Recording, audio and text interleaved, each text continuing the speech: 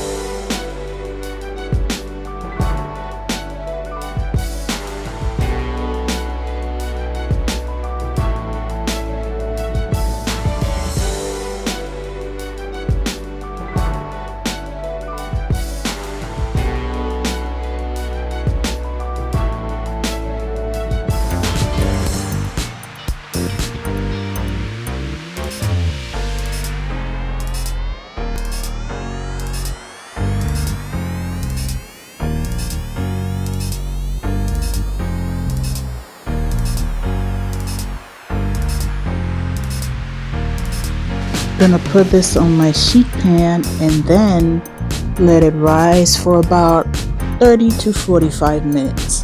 After that, I am going to put it in a hot oven at 450 degrees and I am going to bake it for 12 minutes with steam. After 12 minutes, I will remove the steam and bake it another 12 to 13 minutes and get it out the oven, and my baguette will be ready. Oh, look at those beauties. Aren't they just gorgeous? Yes, and very hot. Yes, I'm gonna let this cool for a little bit, and then you know what I'm gonna do? Bust it open with some butter. Ooh, delicious. Well friends, I hope you enjoyed this video. I'll be making some more baguette videos in the near future. I hope you try this recipe in your kitchen and enjoy baking. Till our next rendezvous, bon appétit!